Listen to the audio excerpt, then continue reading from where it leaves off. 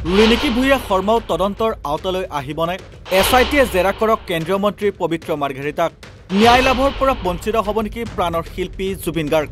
গভীৰ ৰহস্যৰ আৱৰ্তত জুবিন গাৰ্গৰ ৰহস্যজনক মৃত্যুৰ গোচৰ। ৰাজ্যিক মন্ত্ৰী পবিত্ৰ মাৰ্ঘেৰিটাক তদন্তৰ আওতালৈ কিয় অনা হোৱা নাই? ছিংগাপুৰত থকা প্ৰৱাসী অসমীয়াসকল কিয় গ্ৰেপ্তাৰ নহল? SITৰ বিষয়ে ছিংগাপুৰ কৰ্তৃপক্ষৰ কেৱল আশ্বাস লৈ কিয় উভতি আহিল?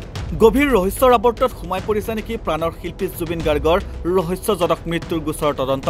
গোচৰটোৰ তদন্তকাৰী SITৰ তদন্তৰ গতি গোত্ৰক লৈ এইদৰে কেতবোৰ অতি গুৰুত্বপূৰ্ণ আৰু স্পৰ্শকাতৰ প্ৰশ্ন উত্থাপন কৰিছে ৰাজ্যৰ দলৰ সভাপতি তথা শিৱসাগৰৰ বিধায়ক অখিল গগৈয়ে। সামাজিক মাধ্যম ফেচবুকৰ নিজা পেজত বিধায়ক অখিল গগৈয়ে কয়, জুবিন গাৰ্গৰ ৰহস্যজনক মৃত্যুৰ তদন্তলৈ আহিব লাগে কেন্দ্ৰীয় বৈদেশিক পৰিক্ৰমা মন্ত্ৰালয়ৰ ৰাজ্যিক মন্ত্ৰী পবিত্ৰ মাৰ্ঘেৰিটা। তেওঁ অভিযোগ কৰে যে ছিংগাপুৰৰ নৰ্থ ইষ্ট ফেষ্টিভেলৰ মূল উদ্যোক্তা আছিল ভাৰতীয় বৈদেশিক মন্ত্ৰালয়। সেই সূত্ৰে ৰাজ্যিক বৈদেশিক মন্ত্ৰী পবিত্ৰ মাৰ্ঘেৰিটাকো তদন্তৰ আওতালৈ আনিব লাগে। ফেচবুকত অখিল গগৈয়ে ছিংগাপুৰত অনুষ্ঠিত নৰ্থ ইষ্ট ফেষ্টিভেলৰ প্ৰধান উদ্যোক্তা বৈদেশিক পৰিক্ৰমা বিভাগ আৰু তাৰ ৰাজ্যিক মন্ত্ৰী পবিত্ৰ মাৰ্ঘেৰিটাক তদন্তৰ আওতালৈ কিয় অনা হোৱা নাই বুলিও প্ৰশ্ন কৰে। ইয়াৰ উপৰিও এই ফেষ্টিভেলৰ অন্যতম উদ্যোক্তা ছিংগাপুৰৰ ভাৰতীয় ৰাষ্ট্ৰদূতক তদন্তৰ আওতালৈ অনা হ'বনে? মূল উদ্যোক্তাসকলক তদন্তলৈ ননাকৈ সঠিক তদন্ত হ'বনে বুলিও সন্দেহ ব্যক্ত কৰিছে অখিল গগৈয়ে। অখিল গগৈয়ে লগতে অভিযোগ কৰে যে অসম চৰকাৰ আৰু মিজোৰাম চৰকাৰে অশোক স্তম্ভ ব্যৱহাৰ কৰি নৰ্থ ইষ্ট ফেষ্টিভেলৰ অংশীদাৰ হৈছিল। তেওঁলোকো গোচৰটোৰ তদন্তৰ আওতালৈ আহিব লাগে। তদন্তকাৰী SITৰ পৰা অখিল গগৈয়ে অসম আৰু মিজোৰাম চৰকাৰৰ এই তদন্তৰ আওতালৈ আহিবনে নাই তাৰো উত্তৰ বিচাৰিছে। মুখ্যমন্ত্ৰীৰ পত্নী ৰিণিকী ভূঞা শৰ্মাৰ বিৰুদ্ধে ফেষ্টিভেলটোত অংশগ্ৰহণ আৰু প্ৰযোজনা কৰা বুলি অভিযোগ উঠিছে। ৰিণিকী ভূঞা শৰ্মাৰ বিৰুদ্ধে উঠা এই অভিযোগবোৰ তদন্তৰ আওতালৈ আহিবনে নাই সেই প্ৰশ্নৰো উত্তৰ বিচাৰিছে অখিল গগৈয়ে। জুবিন গাৰ্গে সাগৰত সাঁতোৰাৰ বাবে সকলো ব্যৱস্থা কৰা ছিংগাপুৰত থকা প্ৰৱাসী অসমীয়াসকল কিয় গ্ৰেপ্তাৰ নহল বুলিও প্ৰশ্ন কৰিছে অখিল গগৈয়ে।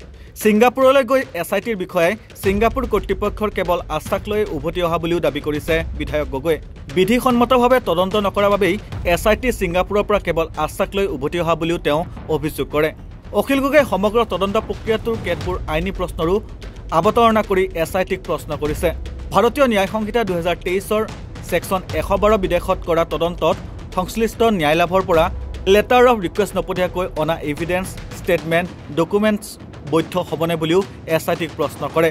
BNSS ছেকশ্যন 112ৰ অধীনত ন্যায়ালয়ৰ জৰিয়তে ছিংগাপুৰলৈ তদন্তকাৰী নগলে প্লেচ অফ অকাৰেন্সত তদন্ত মেপ অকা ডকুমেণ্ট গোটাব নোৱাৰে বুলিও অতি গুৰুত্বপূৰ্ণ আইনী প্ৰশ্নৰো অৱতাৰণা কৰিছে তেওঁ। ন্যায়ালয়ৰ জৰিয়তে ছিংগাপুৰৰ পৰা এভিডেন্স ষ্টেটমেণ্ট ডকুমেণ্টছ সংগ্ৰহ নকৰিলে সেইবোৰ বৈধ নহ'ব বুলি SITক এডভোকেট জেনেৰেল কৈছেনে নাই বুলিও প্ৰশ্ন কৰিছে তেওঁ। BNSSৰ ছেকশ্যন 208 অনুসৰি বিদেশত হোৱা জুবিন গাৰ্গৰ গোচৰটোৰ তদন্তৰ বাবে কেন্দ্ৰৰ প্ৰিভিয়াছ চেংচন লোৱা হৈছেনে নাই বুলিও প্ৰশ্ন কৰে বিধায়ক অখিল গগৈয়ে। ছিংগাপুৰত হোৱা নৰ্থ ইষ্ট ফেষ্টিভেলখন প্ৰেজেন্ট কৰিছিলে অৰ্থাৎ প্ৰযোজনা কৰিছিলে ভাৰত চৰকাৰৰ এক্সটাৰ্নেল এফেয়াৰ্ছ মিনিষ্ট্ৰী আৰু ছিংগাপুৰত থকা ভাৰতৰ দূতাবাসে। অৰ্থাৎ সেই অনুষ্ঠানটোৰ উদ্যোক্তা হ'ল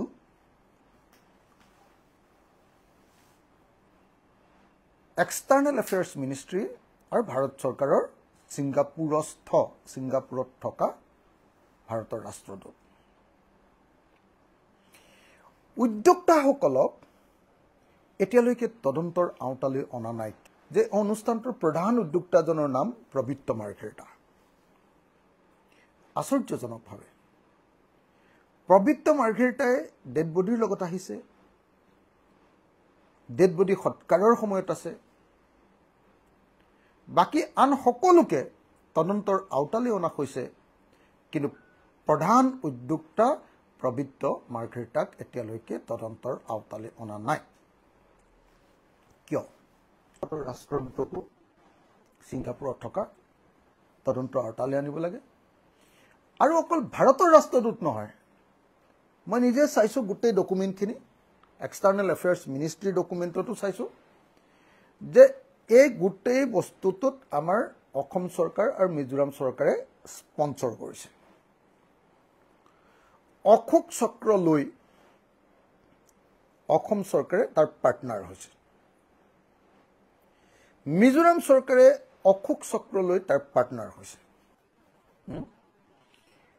তেওঁলোক তদন্তৰ আওতালে আহিবনে নাই অসম চৰকাৰ আৰু মিজোৰাম চৰকাৰ আৰু ছিংগাপুৰস্থ ভাৰতৰ ৰাষ্ট্ৰদূত তদন্তৰ আওতালে আহিবনে নাই যদি নাহে তেতিয়াহ'লে এই তদন্ত এটা সীমিত পৰিসৰৰ লিমিটেড তদন্তৰ বাহিৰে আন একো নহয় এই গোচৰটোত আৰু এগৰাকী মহিয়সী নাৰীৰ নাম ঠাই পাইছিলে আমাৰ মিছেছ CM শ্ৰীযুতা আমাৰ ৰিণিকী ভূঞা শৰ্মা ডাঙৰীয়ানী এতিয়া মই আপোনালোকক ক'ব খুজিছোঁ যে তাত ওলাইছিলে যে তাত ফেশ্বন শ্ব'টো স্পন্সৰ কৰিছিলে ৰিণিকী ভূঞা শৰ্মাৰ ইনষ্টিটিউশ্যনটোৱে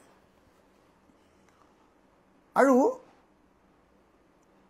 তাত জুবিনদাৰ মৃত্যুৰ পাছতো সেইটো চলি আছিলে বুলি অভিযোগ আহিছিলে মই ভাবোঁ যে তেতিয়াহ'লে আৰু এজন প্ৰযোজক আছিলে ৰিণিকী ভূঞা শৰ্মা বা তেওঁৰ অনুষ্ঠান তেওঁলোকো তদন্তৰ ভিতৰলৈ আহিব লাগে বিধায়ক অখিল গগৈৰ এই গুৰুত্বপূৰ্ণ প্ৰশ্নবোৰৰ উত্তৰ SITয়ে দিয়ে নে নিদিয়ে পৰৱৰ্তী সময়ত লক্ষণীয় হ'ব কিন্তু তেওঁ উল্লেখ কৰা আইনী দিশবোৰ তদন্তৰ আওতালৈ নাহিলে জুবিন গাৰ্গে ন্যায় লাভৰ পৰা বঞ্চিত হোৱাৰ সম্ভাৱনা অধিক বুলিও এতিয়া চৰ্চা চলিছে news desk report north east নাও